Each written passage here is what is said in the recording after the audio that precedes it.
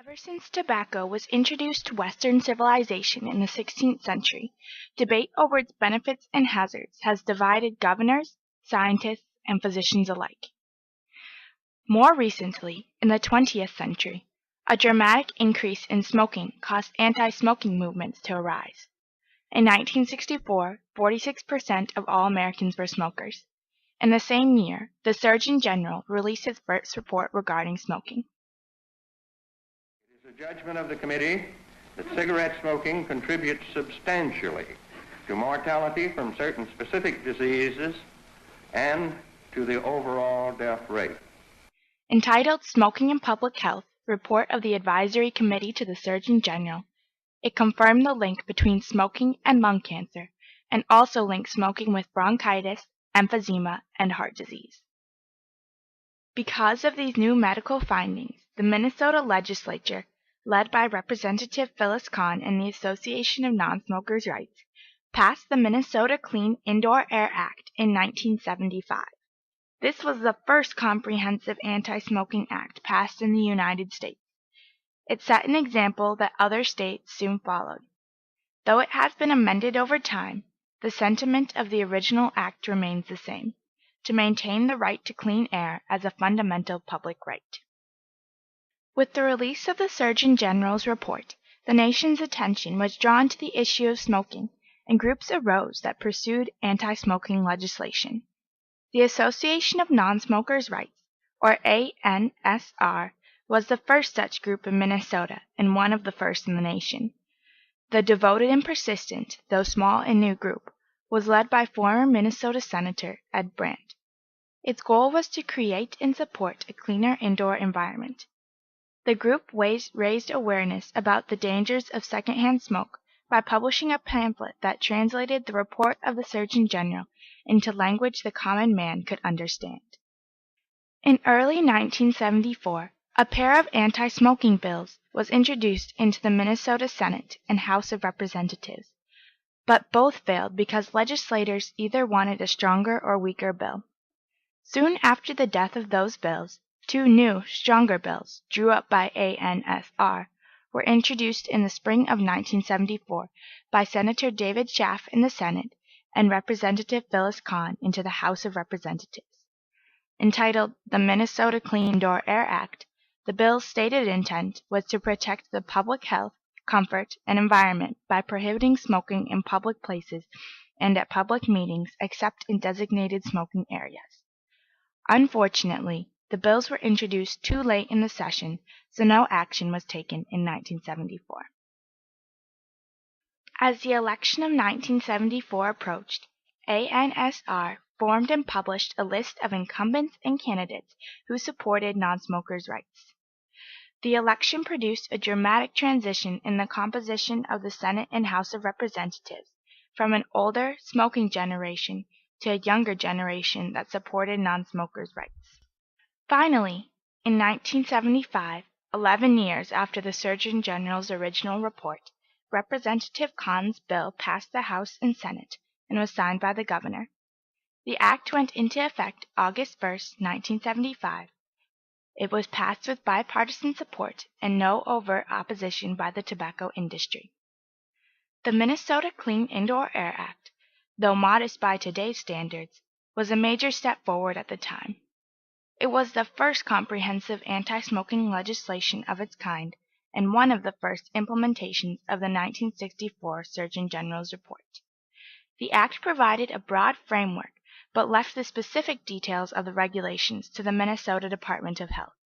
In the words of Representative Kahn, and what we did in this bill that made it, was that we came up with the phrase that smoking was prohibited anywhere unless it was specifically allowed. And then the Department of Health came up with some very good rules about where smoking could be allowed. The previous attempts at anti-smoking legislation focused on the places that people could not smoke, but Minnesota regulated where people could smoke. According to Time magazine, the law shifts the balance of power between smoker and non-smoker. It puts the burden on the smoker to find a smoking area rather than on the non-smoker to find a spot of clean air. In this way, The Minnesota Clean Indoor Air Act served as a template for other states' anti-smoking legislation. Minnesota proved that anti-smoking legislation could actually work. Other states soon followed Minnesota's example and created comprehensive anti-smoking legislation. However, other states were met with more opposition from the tobacco industry. Wisconsin was one of the first states to attempt similar legislation, but because of the strong pushback from its large tobacco industry, the act failed. Some say the tobacco industry ignored the Minnesota Clean Indoor Air Act, assuming it would not pass, and only after it passed did they complain about the curtailment of rights. They complained that the act was an infringement on smokers' rights and made smoking socially unacceptable. The industry worked hard to lessen the economic impact of the act and thwart any future attempts from other states. The overall reaction of the public was positive. One poll cited that 90% of the population was in favor of the law. Not everyone was happy, though. The act did not produce the non-smokers' utopia that some people wished for. The non-smoking sections in some restaurants were merely folding tables in the basement. Also, there were additional costs for businesses implementing the law. The Minneapolis-St. Paul Airport spent $1,200 in signage alone to comply with the law. In addition, the original law was not very strictly enforced. The Minnesota Department of Health was responsible for compliance, and without any funding, the enforcement was inadequate. The practical burden of enforcement fell upon those in charge of public places. Only a few small fines and petty misdemeanors were issued. Representative Kahn viewed this as a positive thing in the long run. And it was frustrating that there wasn't any good enforcement in it, but, that ended up being a big benefit, because what could happen is that we were able to, people were able to get used to it. Many people, when you just say it's the law, they would then obey it. But if we'd had a very strong enforcement process in there, I think there would have been a lot of resistance. So people gradually got used to it. Amendments to the 1975 Act were made with increasing difficulty as the tobacco industry protested. The first major amendment, the Omnibus Non-Smoking and Disease Prevention Act, was passed in 1985. It extended the 1975 Act by increasing taxes on cigarettes in order to fund enforcement and smoking prevention activities. This amendment made the Minnesota Clean Indoor Air Act much more practical. The Minnesota Clean Indoor Air Act is still in effect.